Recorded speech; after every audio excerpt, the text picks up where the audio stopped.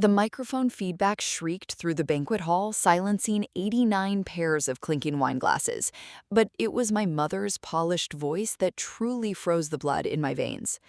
"Everyone, look at my daughter Eleanor," she announced, her diamond bracelet flashing under the chandeliers as she pointed a manicured finger directly at my face. For 7 years, she let this family bleed money to pay her rent, her cars, her little life, while my poor son Dominic gave up his youth to support us.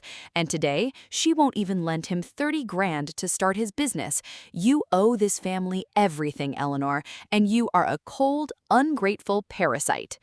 89 heads turned in unison, eyes burning into my skin like white-hot needles, while my brother, Dominic, lowered his head in practiced tragic humility. Before I could draw breath to defend myself, the heavy oak doors at the back of the hall slammed open, and a man in a crisp army service dress uniform marched down the center aisle, holding a thick leather accordion folder stamped with official Department of Defense seals. If you want to see how truth strips the mask off lifetime manipulators, subscribe right now, because what this veteran pulled out of that folder in front of those 89 guests didn't just expose a financial scam, it shattered 30 years of manufactured reality. The soldier didn't look at my mother's outraged face or the gasping crowd. He walked straight up to the head table, set the heavy folder down with a sharp metallic thud, and looked directly into my eyes with a solemn, unblinking glare. "Chief Warrant Officer Eleanor Brouk?" he asked, his voice cutting through the hushed room like a razor blade through silk. "I'm Sergeant First Class Cole from CID, but I'm not here on official military orders. I'm here because your late father's silver dog tags weren't the only thing he left in my vault before he died at Bagram." My breath hitched violently in my throat as my mother rushed forward, her heels clicking aggressively against the parquet floor as she grabbed the soldier's arm with frantic, possessive force. "This is a private family event. Who invited you here to disrupt my son's engagement party?" she hissed, her voice trembling with a bizarre, desperate pitch that I had never heard in 30 years of surviving her psychological iron grip. The soldier casually brushed her hand off his forearm, unlocked the steel latch on the folder, and slid a single black and white printout right across the white tablecloth, right into the center of my mother's view. "I invited myself, Mrs. Brock, because 5 minutes ago you told 89 people that your daughter bled your family dry for 7 years, but these certified Treasury wire receipts show that $410,000 from Eleanor's combat deployment hazard pay was deposited directly into a blind trust account registered under your Social Security number." The silence in the room became so heavy you could hear the ice cubes melting in the crystal decanters. My mother's face drained of every ounce of color, her pristine posture instantly collapsing into a subtle, rigid slouch. But instead of screaming, she let out a bitter, echoing laugh that sent chills down my spine. "You think you're clever with fake papers, little soldier. Eleanor was deployed in a desk job in Qatar. She didn't earn hazard pay. That money came from her late father's military life insurance policy, which she stole from Dominic." I stood up slowly, my hands pressing flat against the cold wood of the table to mask the uncontrollable tremor in my fingers, staring at the man I called my brother. "Dominic," I whispered, my voice raspy with years of buried shame. "You told me Dad's insurance policy was denied because of a clause in his enlistment contract. You handed me the rejection letter yourself in 2018. Dominic didn't look at me. His thumb was feverishly rubbing a tiny notched silver ring on his pinky finger, a nervous habit he had possessed since childhood whenever he was backed into a corner. "You misremembered, Eleanor. You were shell-shocked when you came back from the Middle East. You always rewrite history to make yourself the victim." The soldier pulled a second document from the folder, a faded, yellowed piece of carbon paper dated August 14th, 2018, and held it up against the bright chandelier light so the front row guests could clearly read the red ink stamp across the top. This is the original claim denial form for Sergeant First Class Arthur Brock. It wasn't denied by the military, it was rejected because the primary beneficiary was altered 3 days before his final deployment using a forged power of attorney signature. A collective gasp rippled through the guests, and my Aunt Clara leaned forward from table 4, her wine glass hovering inches from her mouth as she stared at my mother in total shock. My mother's eyes darted frantically toward the exit doors, but she quickly pulled herself together, dropping her chin and letting tears pool instantly in her eyes, a masterclass in instant victimhood that had kept me obedient for my entire adult life. "You all don't know what I went through," she sobbed quietly, clutching her chest as if her heart were failing right there on the stage. "Eleanor was unstable. Her father and I had to protect the family assets because we knew she would waste every penny on her military friends. Dominic used that money to keep a roof over our heads."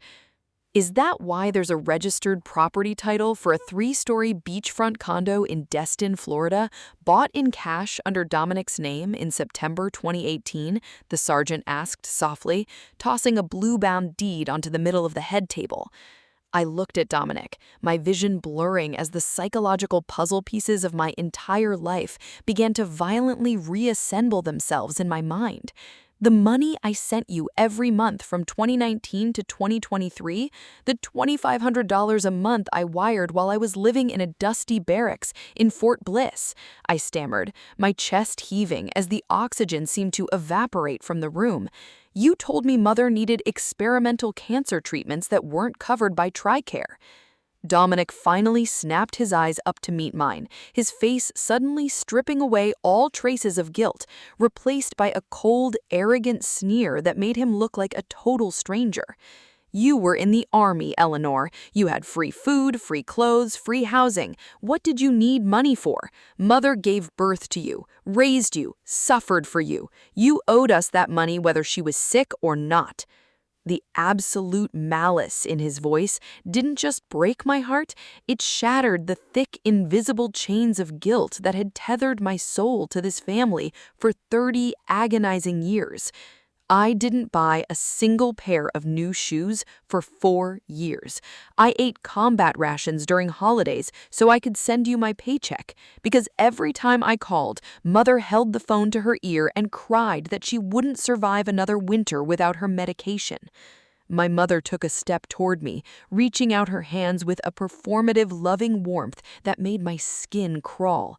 "Eleanor, sweetie, don't let this stranger divide our blood. We did what we had to do to preserve our family legacy. Dad wanted Dominic to have a real future. Men need capital to build a business. But you have your military pension." "She doesn't have a military pension," Sergeant Cole interrupted sharply, reaching deep into the accordion folder to pull out a thick gray envelope tied with red twine. "Because Chief Warrant Officer Brouk relinquished her full retirement package 6 months ago to pay off a $180,000 corporate debt that was taken out in her name using her stolen military identity credentials." The air left my lungs completely as I stared at the gray envelope, my mind racing through dark corridors of confusion. What corporate debt?" I asked, my knees buckling slightly as I gripped the chair behind me. "I never opened a business. I've been on active duty for 12 straight years." The sergeant opened the gray envelope and held up a framed piece of parchment, a corporate charter for a logistics firm called Brouk Global Enterprises, and pointed at the signature line at the bottom. The company went bankrupt 3 months ago after defaulting on 3 separate commercial loans, leaving the primary guarantor, Eleanor Brouk, liable for every single penny.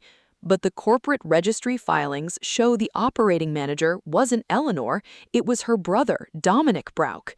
My mother immediately lunged across the table, trying to snatch the document out of the sergeant's hands, her pristine facade completely disintegrating into raw, ferocious panic. "Give me that. You have no legal right to display private family records to these people. This is a malicious attack on an innocent family." "It's not a private record once it's attached to an open federal fraud indictment, Mrs. Brouk," Sergeant Cole replied, his voice chillingly neutral, as he pulled out a second set of papers printed on heavy blue security stock. Dominic's face turned from pale white to a sick dark crimson, his hand dropping away from his pinky ring as he looked around the room, realizing that all 89 guests, his business partners, his fiancée's wealthy parents, his closest friends, were watching his life unravel in real time.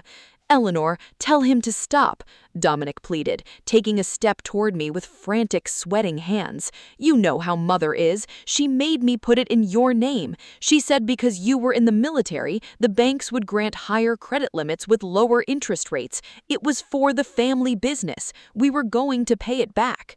"You didn't pay back a dime," I whispered.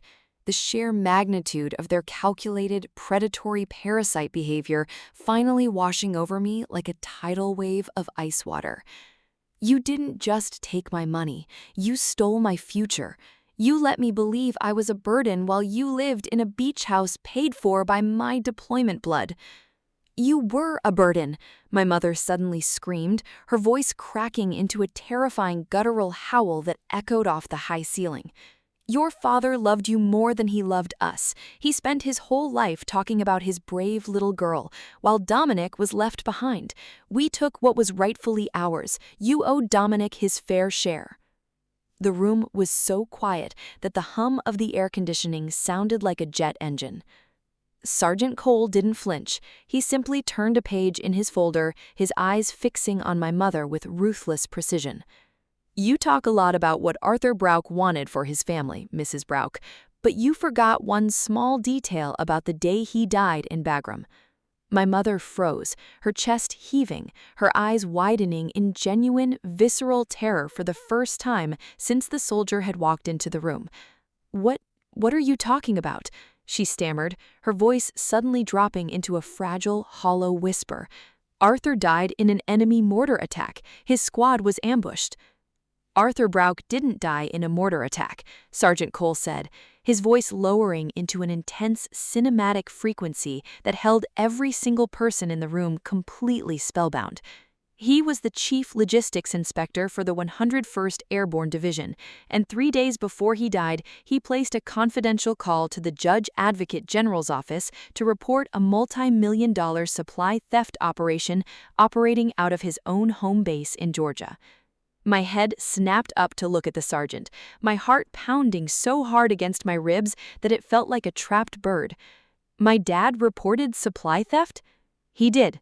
The sergeant nodded slowly, pulling a small, tarnished silver key attached to a rusted military dog tag out of his pocket and setting it gently on the table in front of me. "And the civilian broker who was receiving those stolen military shipping containers at the port of Savannah and selling them to unauthorized domestic buyers was registered under the tax ID of Dominic Brouk."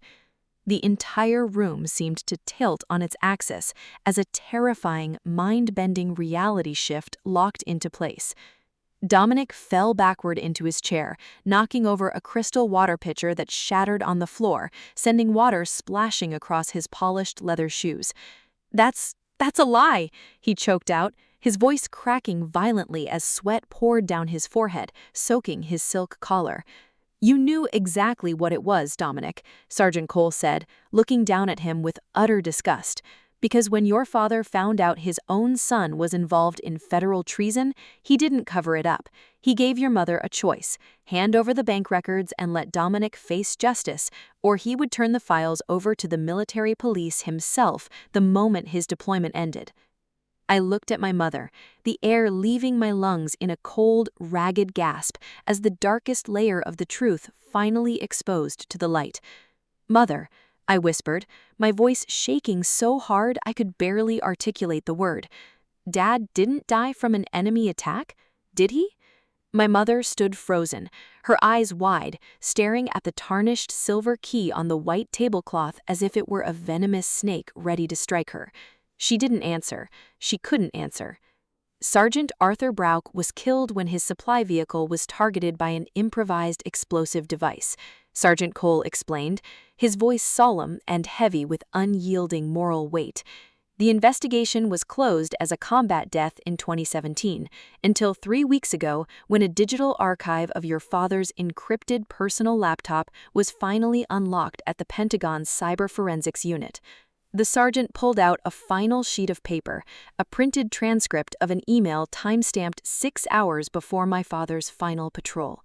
In this email, written to his commanding officer, the sergeant read aloud, his voice cutting through the silent room like a funeral bell.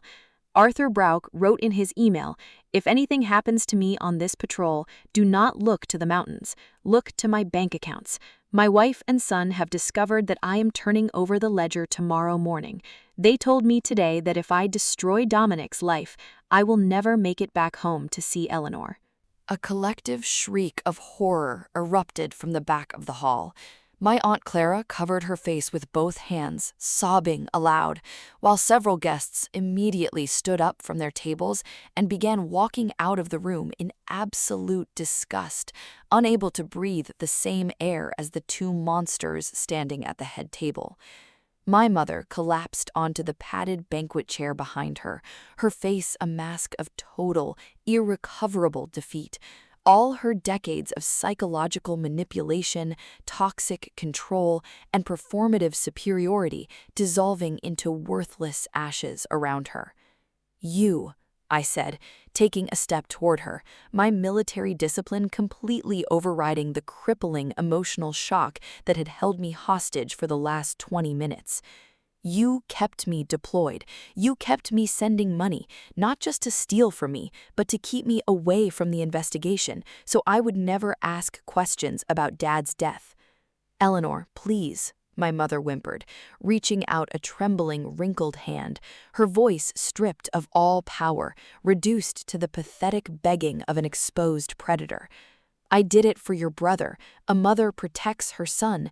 You were strong. You were independent. You didn't need us. But Dominic was weak. You have to forgive us. We're your only family." "You're not my family," I said, my voice dropping into a crystalline, unbreakable quiet that carried more power than any shout ever could. I looked up at Sergeant Cole, whose face softened with a subtle, respectful nod of military solidarity. "Sergeant," I said, my voice steady and resolute, "are the federal marshals waiting outside?" "They are waiting in the lobby, Chief," he replied, picking up the heavy folder and tucking it securely under his arm. "They have arrest warrants for Dominic Brouk for federal wire fraud, identity theft, and grand larceny, and a subpoena for your mother as a co-conspirator in a military homicide investigation." As two heavy-set federal agents walked through the banquet doors, handcuffs gleaming under the chandelier lights, Dominic began to scream, flailing his arms and crying like a terrified child as they dragged him away from his untouched engagement dinner. My mother sat motionless in her chair, staring at the white tablecloth, completely ignored by the remaining guests, who hurried past her to exit the building, as if touching her would contaminate them with her corruption. I picked up the tarnished silver key from the table, holding it tight in the palm of my hand until the cold metal dug deep into my skin, anchoring me to the present moment. As I walked out of that opulent banquet hall into the crisp, clean afternoon air, I didn't look back at the screaming sirens or the flashing blue lights reflecting off the glass doors. For 12 years, I believed I was carrying the heavy debt of a broken family, working myself to the bone to earn a love that was never real. But as I took my first deep breath of freedom, I finally realized the ultimate truth of my life. Justice doesn't come from revenge, and it doesn't come from anger. Justice comes when you finally stop paying for debts you never owed, step out of the dark shadows of manipulation, and allow the brutal, unyielding light of truth to destroy the lies that kept you caged.